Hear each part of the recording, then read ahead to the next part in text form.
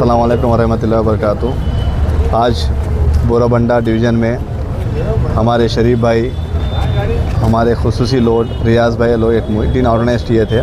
उस सिलसिले में यहाँ पे आना हुआ और कई सारे मसाइल वो हमारे नोटिस में लाए कि 12 साल से वो जो तकलीफ़, जो मुश्किलात जो देख रहे थे, अल्टीमेटली उसका हल होने के लिए वो लोग बेचैन है 11 नवंबर के लिए, ताकि ज़्यादा से ज़्यादा वोट डालें और कांग्रेस पार्टी को बहुत ही मजबूती से, बहुत ही बड़ी मेजॉरिटी से जिताने के लिए हमारा कैडर, हमारे लोग, हमारे मुकामी लोग जो सफ़रर है, जो 12 साल से जो मुश्किलात जो झेल रहे हैं, ख़ास तौर के हमारे लोग, अब इसमें समझ जाइए, जो मुश्किल जो देखे, जो उनके जायज़ डिमांड से, जायज़ रिक्वायरमेंट से उस किस तरह से उसमें नज़रअंदाज किया गया, उसका अब पब्लिक उनको सबक सिखाने के मूड में आ गई।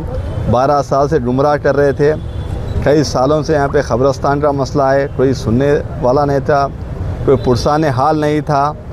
जब हम इसके बारे में बात कर रहे तो TRS वाले KTR साहब बोलते ये वफ्टी न होती, ये वफ्टी न होती। क्या है वफ्टी न होती? आपको मालूम है?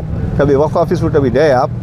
अभी हाजियाँ जा रहे थे, तभी जाके वक्फ ऑफिस पे जाके तभी आप सी ऑफ किए, आपको क्या अंदाज़ा है वक्फ के बारे में बोलने का? आप ऐसे बेबुनियादी बातें मत बोलो, किसी का टाइटल आप डिसाइड मत करो।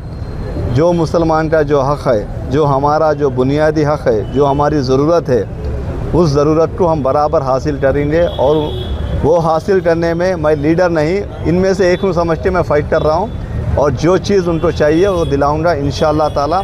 अल्लाह उसमें कामयाब करेगा। हुकूमत बहुत पॉजिटिव है, हम वो कामयाबी लेके इनको इलेक्शन के बाद में वो चीज़ हवाले करने में मैं अपना बड़ा रोल निभाऊंगा। बोले आप, नॉट ओनली ख़बरस्तान, स्कूल्स, कॉलेजेस, स्पेशली हमारे बहनों के लिए इतनी मुश्किलात हो रही है कि कॉलेज में कहाँ पे जाके पढ़ना, यहाँ से दूर नामपल्ली यहाँ वहाँ जाते।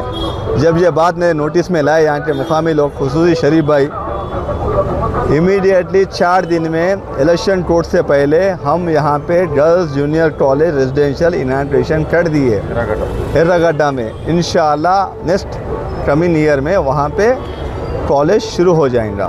ठीक है, ये चीज़ आप जो पूछे, अगर ये चीज़ आप पिछले 5-10 साल से पूछते तो मैं ज़्यादा खुश होता था।